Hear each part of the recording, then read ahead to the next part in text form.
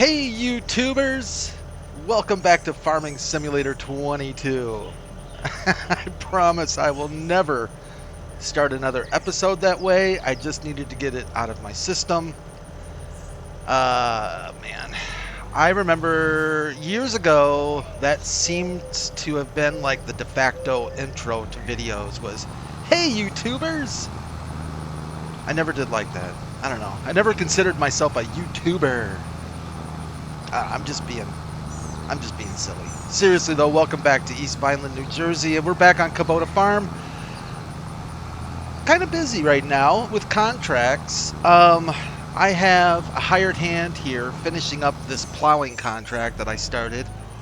I got my fill of plowing in and turned it over to who's running the tractor? Jimmy Dean Smith, I believe is his name.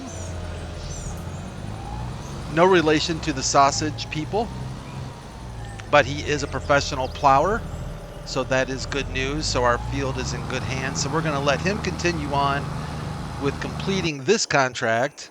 Then if we scooch on over to this field, this is another contract we have for sowing barley. And I kind of jumped the gun on this one before I realized how large of a field this is. This is actually one of the bigger fields on east of Vineland. With a 3-meter planter, that does not sound super enjoyable to me.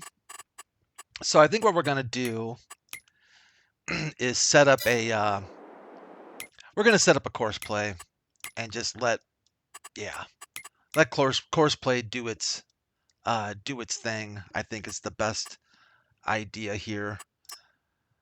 Let's see if I can do that with little to no effort and making it wrong.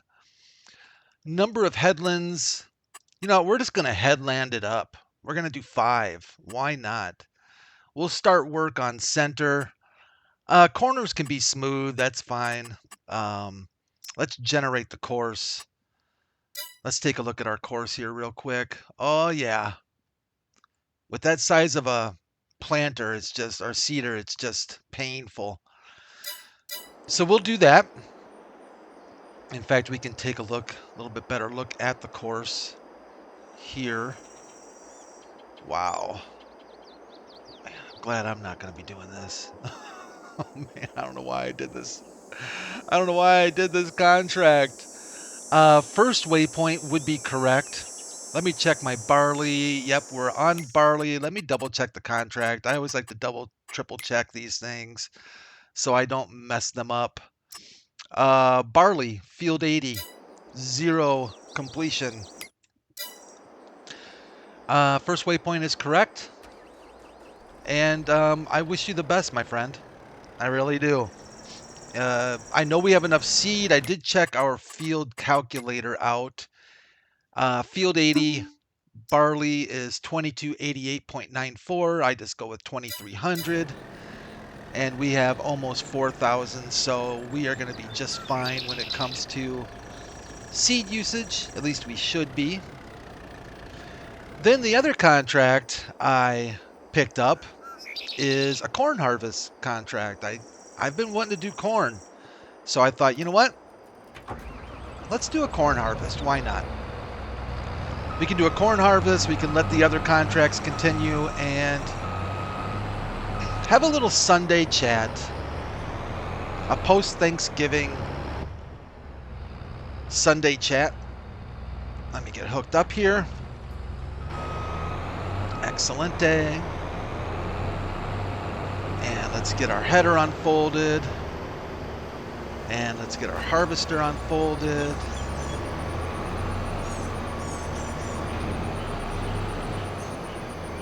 And I apologize, whoever owns this field. Actually, you know what we'll do? We'll do a headland here right quick, just to be kind to our neighbors. So I hope you all had a really, really good weekend. Weekends always go so fast, don't they?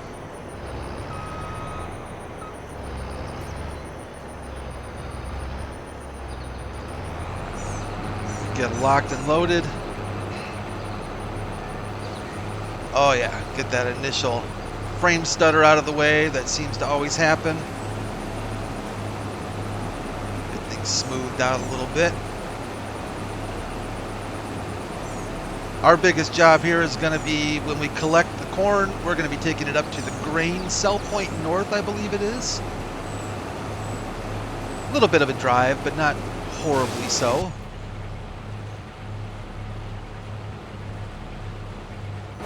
I don't know, I've just been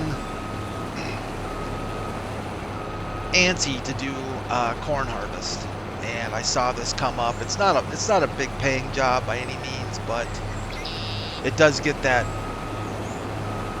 corn harvesting itch that I've had for some reason scratched a little bit. And I thought, you know, while we're dealing with this corn harvest,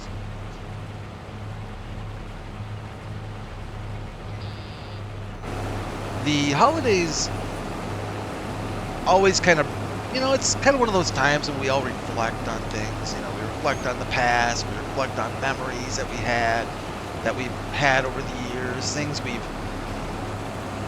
done, things we wish we would have done, so on and so forth. And I was thinking today about some of those things that a couple of stories I was going to share with you about my youth. Let's go ahead and lock in a GPS on this. Since we can, the game is kind enough to give us GPS.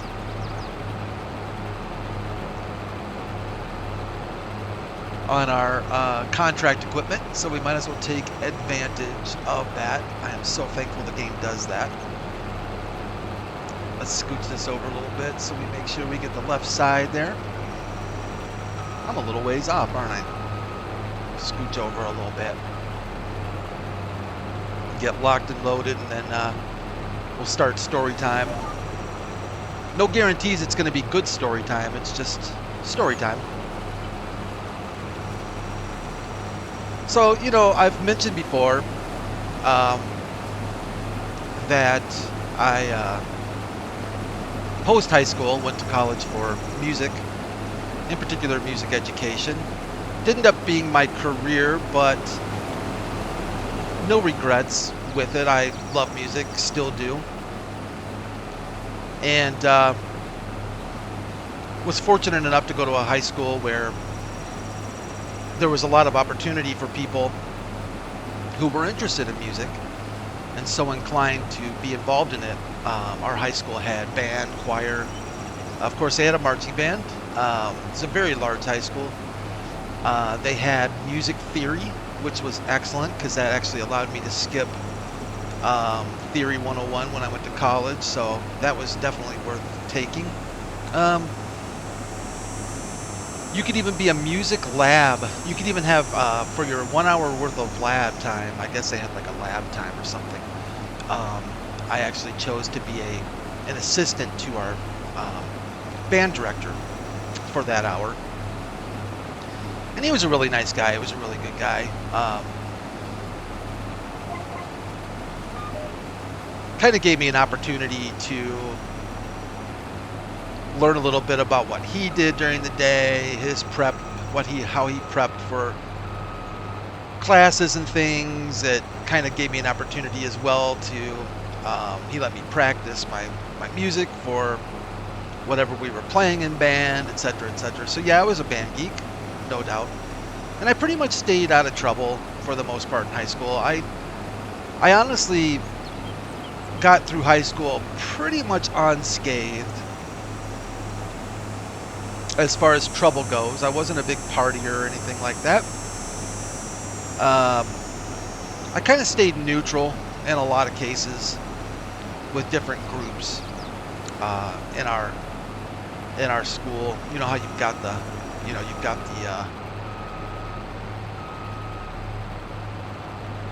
jocks, you've got, it's kind of like the Breakfast Club, right? You've got the jocks, the geeks, the queens, all that kind of stuff, right? But part of my primarily, well, my sophomore, when I went to high school, it was sophomore, junior, senior. Freshmen were still in grades, not, middle school.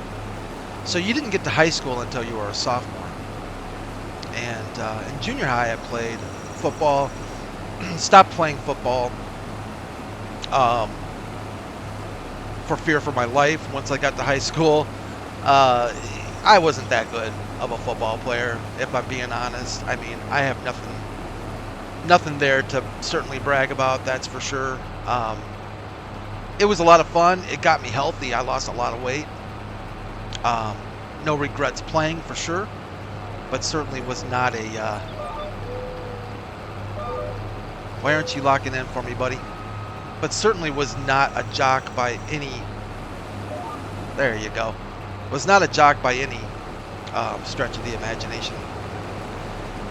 So I found my place in high school, and that was music geek, band geek, choir geek. And our band director was pretty laid back guy, but our choir director, I did say band, right? Our band director was pretty laid back guy, but our choir director was not. He took his job very, very seriously. The closest thing I could kind of liken it to was, if you've ever seen that movie where, oh, I forget the name of it now, but it's where it's a drum movie where the kid's a drummer, and he goes to some music college, and I think it's the representative for is it Allstate Insurance, was the jazz conductor for this jazz group. Super bad dude, like hardcore, you know, just mean as all get out. And it was a decent movie. It wasn't a great movie, but it was all about this kid trying to master this particular piece of music. Wish I would have remembered what that's called. Anyways, that's the closest thing I can come to for my choir director. Had a nickname, Digger. I don't know why his nickname was Digger, but we got along pretty well, actually. I got along with him better than some, and maybe just about as good as you kind of can get along with some people. But he took it very, very seriously, and it would not be past him to, you know, stop in the middle of a song and just pound the piano keys and just be super upset that people weren't paying attention or were out of tune, or, you know, the sopranos or whatever came in late and all kinds of stuff. And he was just hardcore. The choir was excellent, and that is certainly no self, you know, trying to brag for myself, because a choir is obviously a group of voices that have to blend, and we were just fortunate I think it was my junior year, to just have the right group of people, and it was a great choir. We took state and all kinds of stuff, but he was hardcore. And I remember one day we were prepping music for a state or a regional, some kind of competition. It was a pretty big competition as far as choir goes.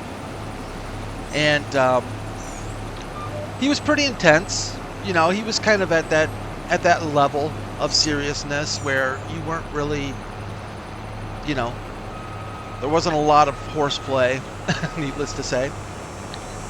And unbeknownst to me, at the beginning of this hour that we had together as a choir, one of the soprano girls had taken another soprano girl's shoe and had hidden it.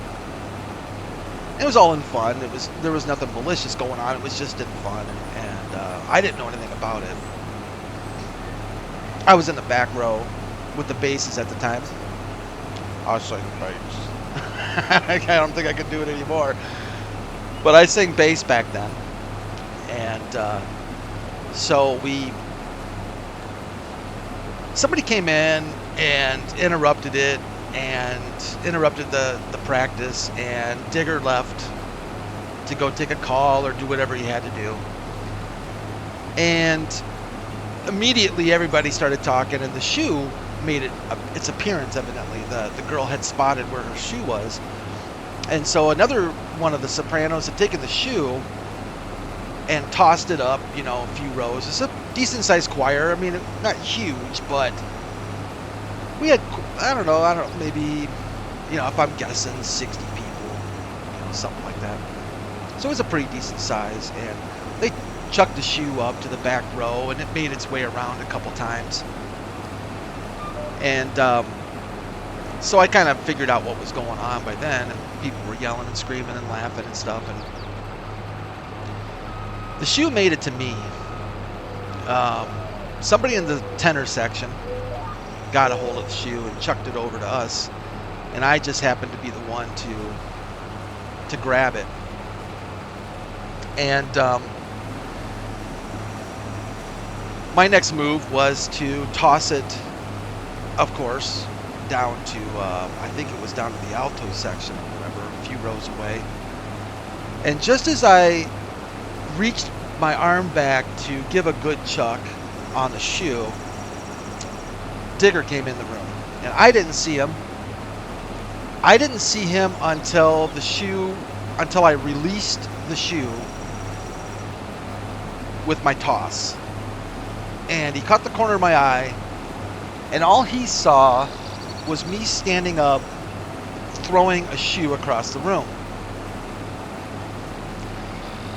And he looked at me, and the only thing I could think of at that moment was my life had come to an end, and this was how it was going to go for me, you know. Sadly and tragically, I was going to no longer be around this planet because of a shoe throwing incident in choir. And he stood there and he looked at me, and everybody just got silent. Instant silence. I'm going to go ahead and grab our John Deere over here. Instant silence in the class. And he just looked at me, and I mean, the look he had on his face, like I said, it was very unpleasant. And then his face turned to the only thing I can kind of compare it to. If you've ever seen The Grinch Who Stole Christmas, you know when the Grinch smiles, and that really big Grinchy smile? That's what I saw come over Digger's face, was that big Grinch-like smile. And to this day, I still have absolutely no idea why he did nothing. And I mean, that shoe landed on the piano.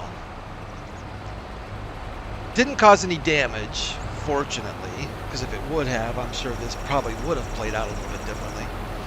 But it landed on the piano, and he looked at me, and this massive little Grinch smile, excuse me, and just walked over to the piano, picked the shoe up, held it up. The girl who the shoe belonged to got up, walked over. He handed it to her. She sat down. He sat down at the piano, and he said, "Now, if we're all ready to begin again." And that was it. I mean, nothing from him. And I still, to this day, don't know why. And I want to know why. And I always wanted to ask him why he didn't say anything or do anything, or I don't know. I didn't have a solo. It wasn't like that. It wasn't like, oh, you know, I need Brad for this solo. We've already gotten this far. We can't replace him. It wasn't anything like that. He could have easily have booted me or detention or something, but nothing. And I always felt like that was just an incompleteness in my life. And there were many times later when I wanted, because I was around the guy a lot. And in fact, I even joined a Madrigal group. It was, the Christmas caroling group. We used to go to malls in the area and sing during Christmas time and things like that. So I was very involved and really was around the guy a lot. He never brought it up. I never asked. I figured if I ever did bring it up, that would be the biggest mistake I ever made. So I didn't bother. And to this day, it still baffles me. I still feel like there's unfinished business there. I just feel like there's an incompleteness there. But excuse me, the only other time I kind of ran into a bit of shenanigans was actually in band. And it's my senior year. Should have known better, but didn't. I was hanging out with the wrong crowd. That was my excuse. Brad's a good kid. He hung out with the wrong crowd. Yeah, right. So we were, I don't think it was anything special, just another day in band, practicing, whatever. And apparently the tuba section that I sat next to, one of the guys in the tuba section, really good tuba player, had Jim, I don't know if it must have been before band or something like that, and had his duffel bag with him, and inside his duffel bag was some deodorant. And somehow or other, it's a little foggy, this part. The conversation led its way to deodorant having alcohol in it. This deodorant had alcohol in it, apparently. I think it was, I don't know if it was a stick or roll-on or what it was, but there was also a lighter involved. And this genius to my left, who was part of my section, I played baritone, euphonium, if you want to be more specific, but it's probably better known as a baritone horn. There was a guy to my left, and he said something like, you can set that stuff on fire, and we were just laughing like, yeah, right, kind of thing. And Pete, the tuba player, apparently decided that he wanted to find out if that indeed was true. And, not like, hey, let's wait till after band, because I think we had lunch next, if I remember right. It's not like, hey, let's wait till lunch and we'll go outside and we'll try it out. No. Oh, no. Why would you do that? The better idea, the better option, is to go ahead and take that deodorant, roll it onto the carpet, and light it on fire and see if it'll catch. Now, I can't say that I was like objecting to this, because I don't want to sound like, I took the high road and thought it was a horrible idea. I actually thought it was a brilliant idea. And quite frankly, inquiring minds wanted to know. And so he took that roll on and kind of drew I remember it being like this circle that he drew, right? For the ring of fire, right? So he draws this circle, and I don't know who had the lighter. I don't recall. Pete didn't have the lighter, and I don't think the dude to my left had the lighter. But somehow we got a hold of a lighter, probably from the trumpet section in front of us, because I think half of them smoked. And so we got a hold of the lighter. And now, mind you, this is in the middle of practice. This is not like, the band teacher's out of the room. I mean, he's like going over different lines with different sections, let me hear, French horns, let me hear bars 80 through 92, doing that kind of thing, right? So Pete rolls the old stuff on there, and it's this kind of carpet that you find like the industrial kind of carpet. So it's a very, you know, low pile. It's not like shag or anything crazy, but it was just that kind of an industrial, indoor, outdoor almost kind of carpet deal. And he rolled it on, grabbed the lighter, flick, and I mean, it must have a little bit of a spark. It took just a little bit of a spark. And that light and that roll-on, that deodorant went up immediately. And it wasn't like a blazing fire, don't get me wrong, but, you know, of course, my memory thinking it was probably bigger than it was, but it was a fire nonetheless. Panic immediately struck, you know, because we just set a fire inside a school during band. And of course, the first thing that comes to my mind is, how am I going to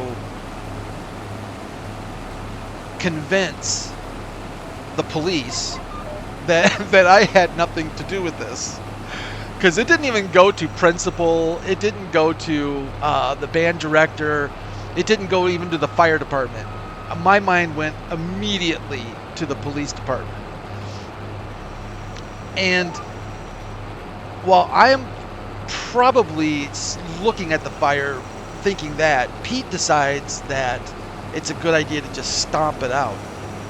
Which I get, you know, immediate reaction, stomp that thing out, man, you know. And at this point still, band director, no clue.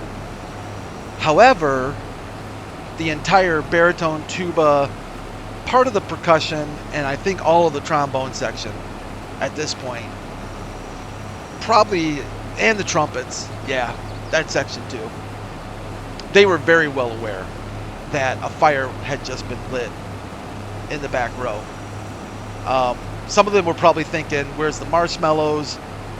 Some of them were probably thinking, you know, great, we get out of school early. Some of them were probably thinking, you know, the same thing I was, which is, how do you convince people you had nothing to do with it? So Pete's stomping out the fire. Well, the problem with that was that as he was stomping out the fire, the roll-on, or whatever the deodorant was, had kind of had a little liquidness, a little liquid, I don't know the word I'm looking for, but you know what I'm saying, it was kind of liquidy. So it kind of started spraying out from underneath his foot. And you can see how quickly this can get out of hand. And we saw how quickly it was going to get out of hand. So I took his duffel bag and just, I'm like, I don't care anymore. You know, I don't care. I just took his duffel bag and just threw it right on top of the thing. And that pretty much smothered it and extinguished it. Trashed his duffel bag, which I just didn't care about. I just wanted to stay out of jail, or, you know, juvie, or wherever it was I'd be sent, you know, for being, you know, an arsonist. That's all I needed, right? You know, well, Brad had a really promising career in music. Unfortunately, you know, he had a tendency to be, you know, for arson.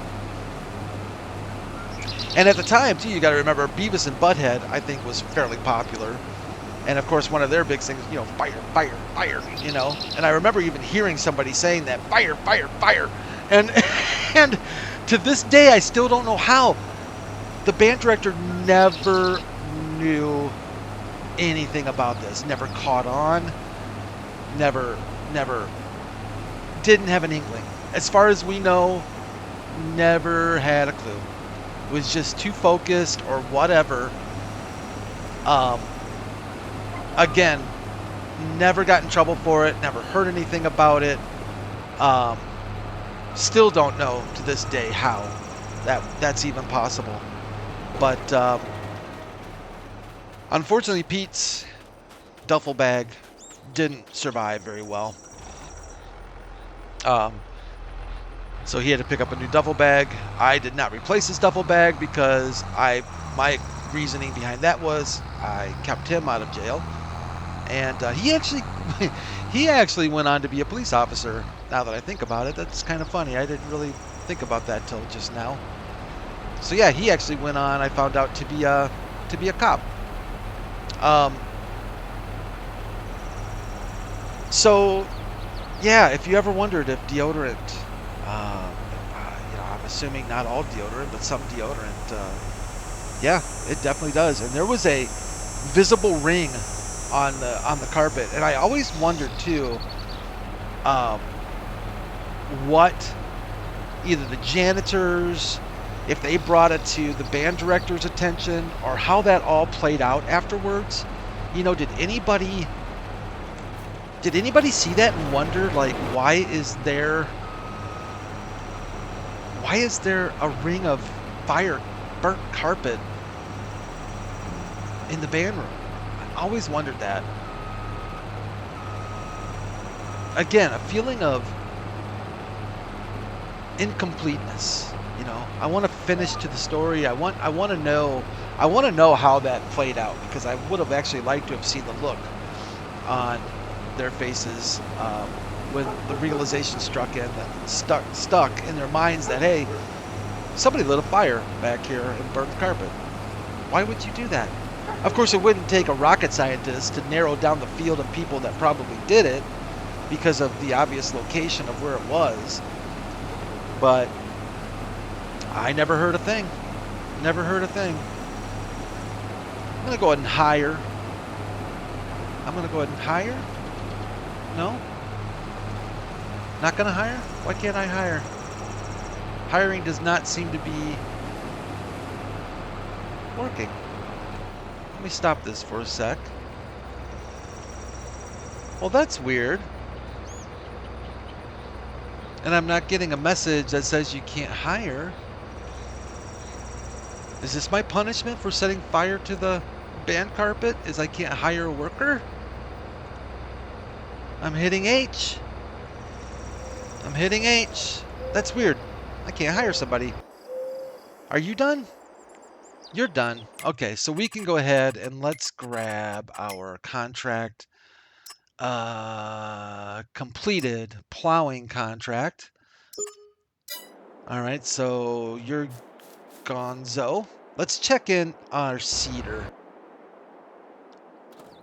See how he's doing. Jimmy Dean here. Yeah, he's chugging along. Bless his heart.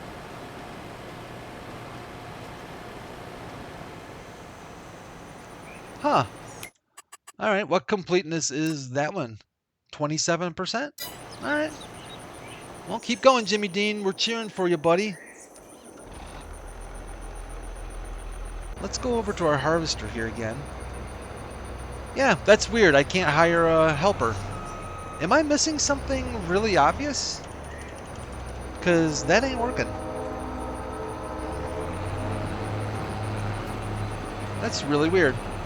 Well, oh, you know what? I wonder, is it because I'm locked in on my GPS? That's exactly what it was. I was locked in, had the GPS locked in. Alright. Well, since we're back, I might as well take over. And I think as far as like stupid things go, in the past, you know, with school and stuff, those are probably almost kind of minimal compared to some of the other stories I've heard from friends of mine, of some really crazy stuff. There was one other thing that I definitely did not get away with. In fact, paid the price. It was kind of instant justice, and to this day, it is funny for me at least, and I'm actually totally fine with it. I hold no malice because definitely got what I deserved, me and my buddy. Now, if you remember, I told you a story about a friend of mine, Paul, who owned a Maverick. And I forget what year the Maverick was. It was 70s something. And it was a pile of junk. The dude that actually had his transmission drop out of the Maverick in the parking lot where we had got done playing tennis and his tranny fell out from the bottom of his Maverick. That was the end of the Maverick, but before the end of the Maverick, we had a lot of fun in that thing, and we used to go kart bashing. So what we would do is, at some point late at night, we would go to the mall,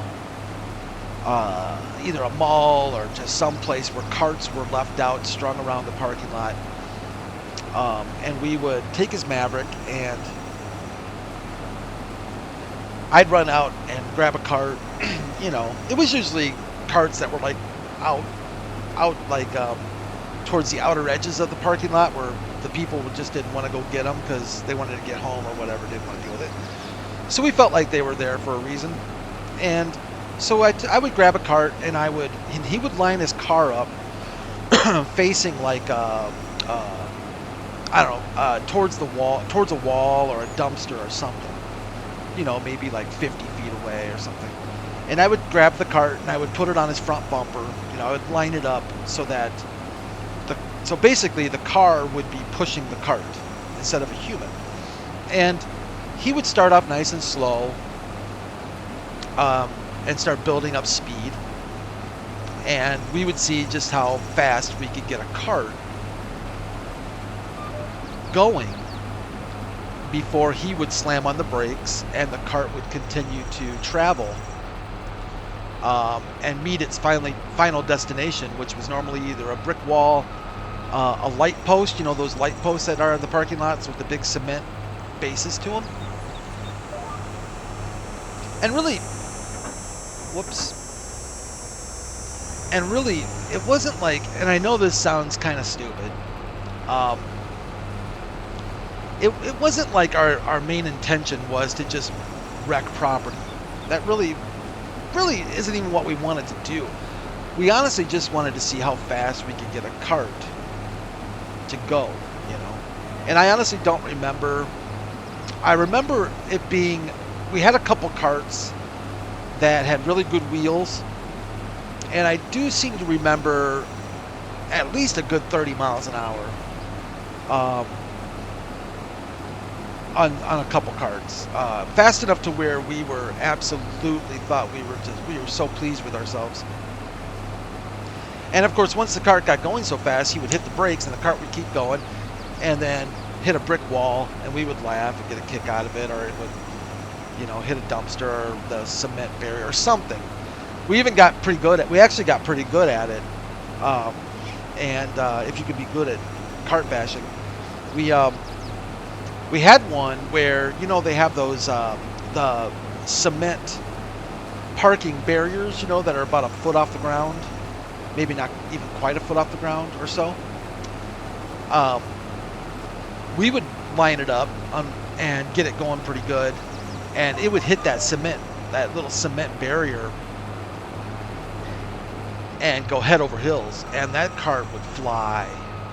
I mean, fly. And we just got such a kick out of that. We just thought it was the best thing in the world.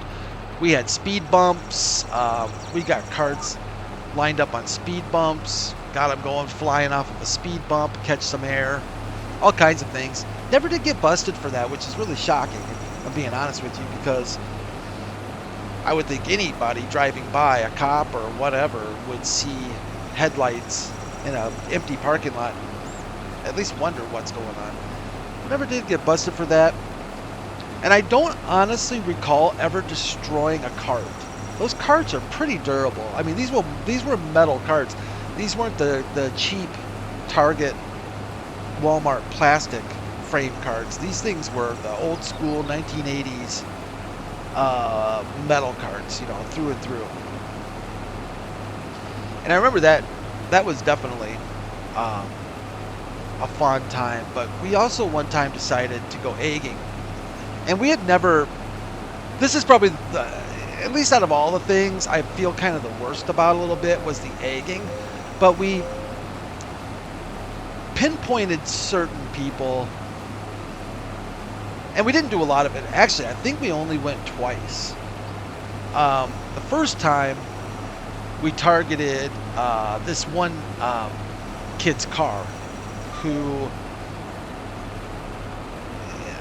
I feel kind of bad about, but at the same time, he was a nasty bully, and really rotten to the core kid. But the second time, I don't remember who it was, but I remember it was Paul's, because he didn't go to the same high school as me. We went to different high schools, but we met at work. I worked at some retail joint, and that's how we met. But and we went to the same church. so he decided that there was somebody that he needed to egg, and so we went out, and again, we didn't go on, they weren't houses, because that's, we weren't after families or anything. This was after a specific person for some reason. I don't know. I feel horrible about the egg thing. Eggs are nasty. Well, we pulled up. The first mistake we made was the targeted car was at just before a cul-de-sac. So we didn't plan it very well.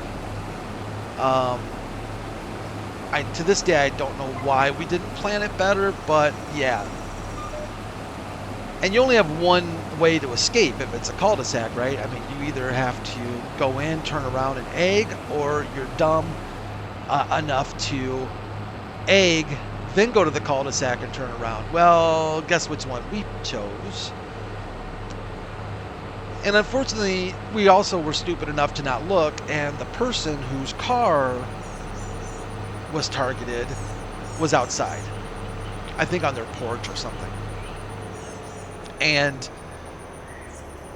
eggs got chucked, and within seconds, we heard the screaming of "get them," and Paul just hammered that Maverick, and I forget. I know that we had to turn around. Where are we going? We had to turn around in the cul-de-sac because we were stupid. We were on field. I think we've got to go this way. Paul turned around. By the time we got the car, the Maverick turned around.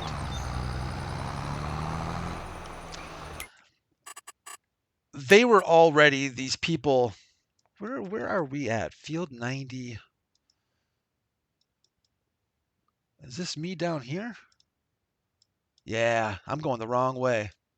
Brad, you need to do a UE, is what you need to do.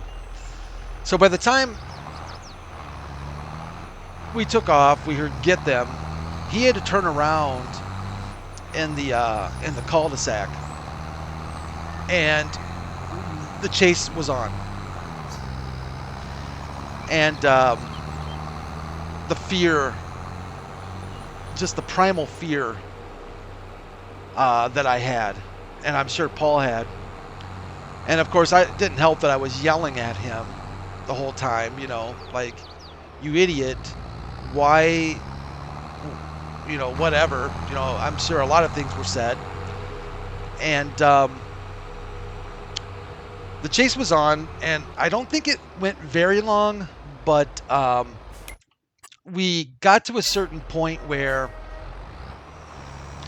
we ended up in another cul-de-sac, a dead end, if anything, which was our doom.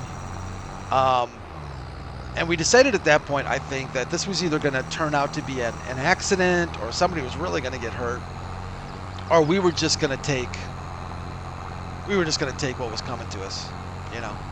At that point, we resigned ourselves to whatever punishment was going to be dealt to us. We were going to accept.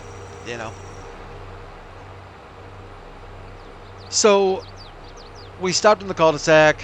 The guy whose car was the target, got out, came up to us, came up to Paul's side, his buddy got out, came over to my side. They reached in. Of course, they were yelling at us the whole time. They reached in, they grabbed the rest of the eggs, and just started chucking eggs at us inside his Maverick. I will tell you this, being super thankful that no bodily harm came to either one of us, because it very well could have. Justice was served swiftly and what I would call very properly. We were egged, directly egged. I mean, I had it, Paul had it all over us. It was inside of his car. It was on his inside of his windshield, on his dashboard. Huge mess. And to this day, I actually think it was probably the best thing that, well, it was one of the best things that happened to us, because that was the end of our egg career early on, thank goodness. We learned our lesson. And it was just the most fitting punishment that could have been dealt out or dealed out to. Oops, is this our... I think this is it right here, isn't it? So to this day, if I met those people, if I could meet them and if I could say something to them, I would actually thank them for that, and I would tell them how brilliant that was. Because, you know, even back then, if, you know, I mean, obviously, if they would have, you know, taken us out and grain cell point north, yeah. Even back then, if they would have, you know, hauled us out of the car and you know, started, you know, beating us or something, they could have gotten in a lot of trouble. Still, even though we initiated it and egged it, you know, they still could have. And I don't know if that was part of their thinking, honestly, or what. If it was brilliant. Either way, it was brilliant, because they... I mean, what are you going to tell the police, you know? If we called the cops, what were we going to say to them? Hey, these guys chucked eggs at us, you know? Oh, why did they do that? 'Cause we egged his car. I mean, there was no recourse. We were there to take our punishment. End of story. Brilliant. Absolutely brilliant. I don't know if I ever helped Paul clean that egg out of his car. I don't think I did. I don't think I did. I think I actually just kind of... Oh, a power tube. I just noticed. Nice. Take us back to the days of Buchern with the Brantner power tube. When you need a tube, get the power tube. Yeah, I think I just absolutely bailed and said, you know what, dude, this was your idea this time. You know, knock yourself out. I may have helped him clean it up. I don't know. I think I was a better friend than that.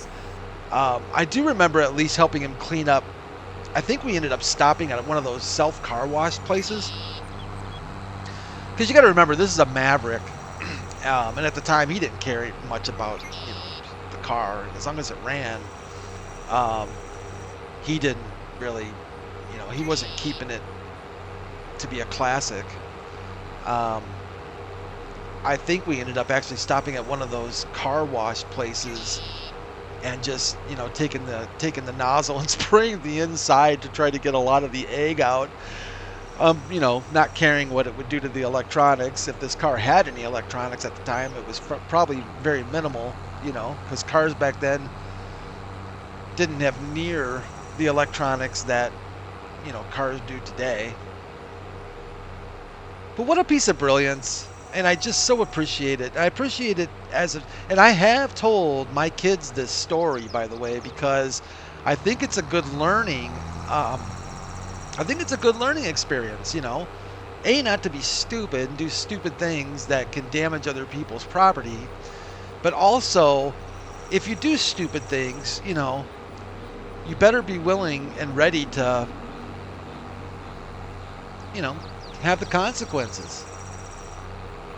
And the consequences could have been a lot worse. Who knows? Today, It's hard to say, what would have happened.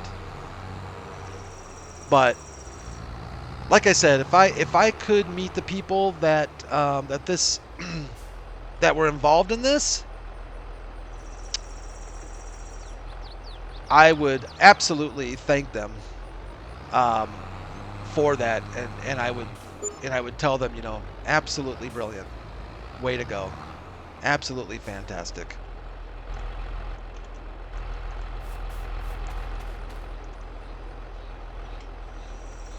Are you empty? Oh, you're empty. Well, wait a minute. Oh, I thought for some reason there was a little bit left.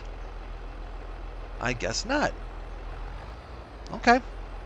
Wait a minute. Is there a little bit left? I just got in the wrong vehicle. I hate that when that happens. There we go. I was looking down there and I'm thinking I'm in the combine, but I was back in the John Deere. Oh, there wasn't much anyways. Guess what? Our piggies are gonna get some sunflowers. Oh, they'll be so happy. They will just be pleased as punch.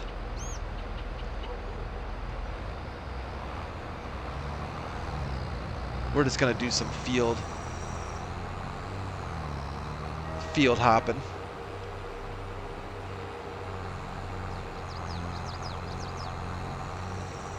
So I could only imagine, like I said, today it's hard to say, what punishment we may have been dealt out to us.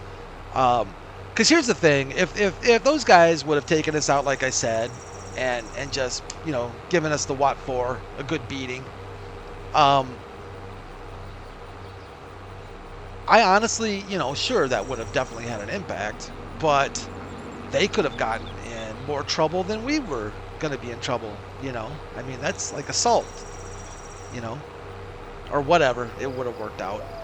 I probably wouldn't have worked out to anything, because knowing my parents, I would have gotten home. In fact, I can guarantee, knowing my mom and dad, I would have gotten home and they would have just looked at me and said, "Well, it looks like you got what was coming to you."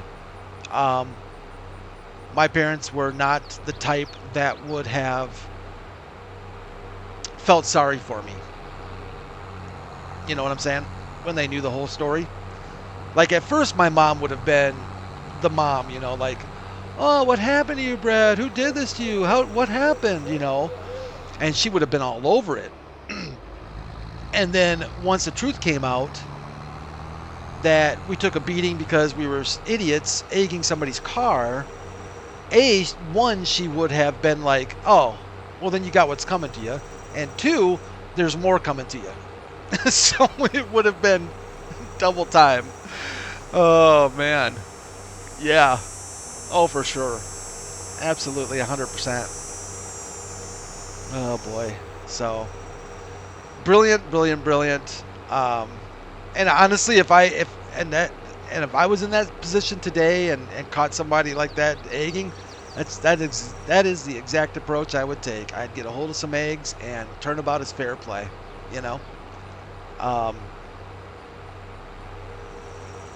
And I don't think I ever did find out why Paul picked this dude.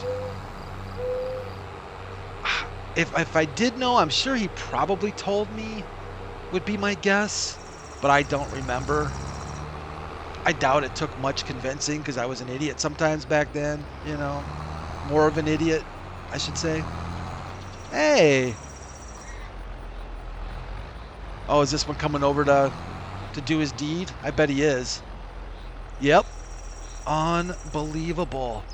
Is there like a trigger where I come driving in this particular drive and one of the pigs has to come over? Look at him straining too. It doesn't look like it's coming easy to him. It kind of looks like he's kind of got the strain going on. Maybe we need to get some more fiber in their diet. And trust me, I know that feeling, buddy. I know that road. Oh, boy. We won't even talk about that one, though. All right, piggies, we have some sunflowers for you. Knock yourselves out. you get the rewards of our hard labor. Wasn't a lot there, but enough to give them a little treat at least. Let's go ahead and collect on that contract. And that leaves us with only one active contract. Jimmy Dean working over here. How far along is that one? Oh, he's half done. Not too bad. And that's kind of where I'm going to leave this episode of Kubota Farm. I hope you all enjoyed it. Hope you enjoyed story time. I'm not always going to say they're the best stories in the world, but, you know, they're stories. I appreciate you joining me again, though, and if you've stuck with me this long, you know, bless you for that. Leave a like if you enjoyed the video. Definitely feel free to subscribe if you would like. I do Kubota Farm at least 5 days a week, and usually I have videos on the weekend. Either it's going to be, you know, Kubota or something. Right now I'm throwing out some Silver Run Forest, and of course we have Throwback Thursdays every Thursday night too. So join me sometime. It'd be great when you have a chance. I appreciate it, but make sure you take care of yourselves. Most importantly, no eggs. Let's take care of each other, and I hope to see you again back here on Kubota Farm real soon. Take care, everyone.